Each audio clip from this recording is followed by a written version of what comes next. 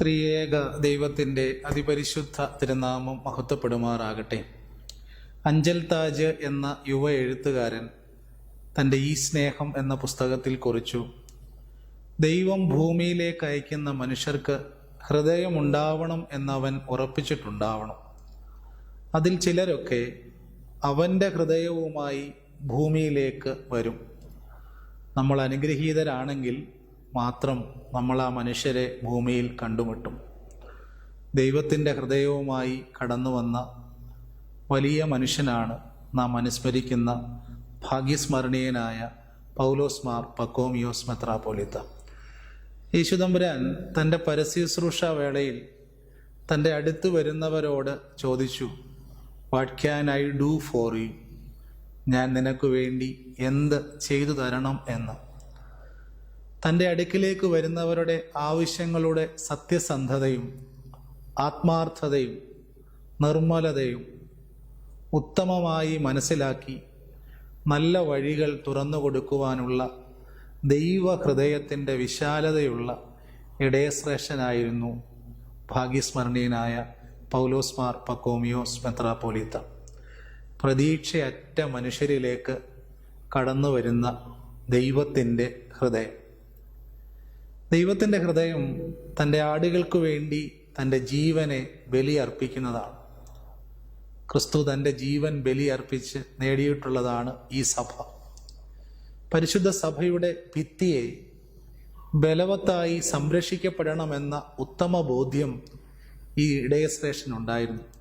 അതുകൊണ്ടാണ് അദ്ദേഹം പലപ്പോഴും പറഞ്ഞത്, സഭയാണ് എൻ്റെ ജീവനേക്കാൾ വലുത് എന്ന്.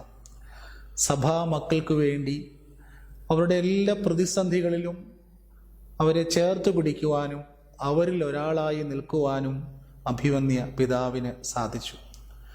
അവരുടെ സന്ധിയില്ലാ സഹന സമരങ്ങളിലൊക്കെ നേതൃത്വം നൽകുന്നതിനും, പ്രത്യേകിച്ച് വടക്കൻ ഭദ്രാസനങ്ങളിലെ നേതൃത്വം നൽകിയ ഈ പിതാവിന് സാധിച്ചിട്ടുണ്ടത്.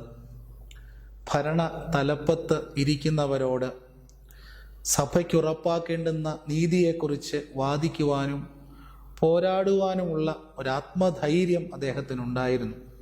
തൻ്റെ നിലപാടുകൾ വ്യക്തമാക്കുവാനുള്ള വലിയ ആത്മധൈര്യം ആ ഹൃദയത്തിൻ്റെ സവിശേഷതയുമായിരുന്നു. പിതൃവഴി പരിശുദ്ധനായ ഗീവർഗീസ് തിതിയൻ ബാവ തിരുമേനിയുടെയും മാതൃവഴി പരിശുദ്ധ വട്ടശ്ശേരി തിരുമേനിയുടെയും കുടുംബത്തിലാണ് ഉന്നതമായ ആത്മീയ സാഹചര്യങ്ങളുള്ള ആത്മീയ നൽവരങ്ങളുള്ള മാതാപിതാക്കൾക്ക് മകനായി അദ്ദേഹം ജനിച്ചത്.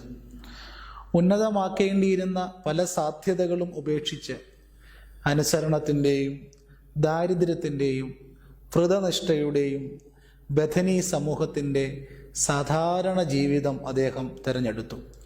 തൻ്റെ സാധാരണ ജീവിതത്തിലൂടെ തനിക്ക് ലഭിച്ചതെല്ലാം തൻ്റെ ഭദ്രാസനത്തിന് നൽകിയാണ് പിതാവ് ദൈവസന്നിധിയിലേക്ക് മടങ്ങിയത്. 2002 രൂപീകൃതമായ മാവേലിക്കര ഭദ്രാസനത്തിൻ്റെ തയോഭവൻ അരമന, 2012 അദ്ദേഹത്തിൻ്റെ വിടവാങ്ങലിന് ശേഷം ഉയർത്തിയ പൗലോസ് മാർ പക്കോമിയോസ് ശാലയം ഭവൻ, പൗലോസ് മാർ പക്കോമിയോസ് കാരുണ്യ ഭവൻ പിതാവിൻ്റെ സാധാരണ ജീവിതത്തിലൂടെ, അധ്വാനത്തിലൂടെ, സമ്പാദ്യത്തിലൂടെ പടുത്തുയർത്തിയ ദൈവസ്നേഹത്തിൻ്റെ മന്ദിരങ്ങളാണ്. സ്നേഹിക്കുക എന്നതിന് എപ്പോഴും ഭംഗിയായി ഓർമ്മിക്കുക എന്നുകൂടി അർത്ഥമുണ്ട്. ദൈവത്തിൻ്റെ ഹൃദയമുള്ള ആ സ്നേഹം എപ്പോഴും ഓർമ്മയായി തന്നെ നിലനിൽക്കുന്നു. ആ മധ്യസ്ഥതയിൽ അഭയം പ്രാപിക്കുന്നു. ആ സ്നേഹത്തിൻ്റെ കാഴ്ച ഇന്നും മധ്യസ്ഥതയായി നിലനിൽക്കുന്നു. ദൈവം അനുഗ്രഹിക്കട്ടെ.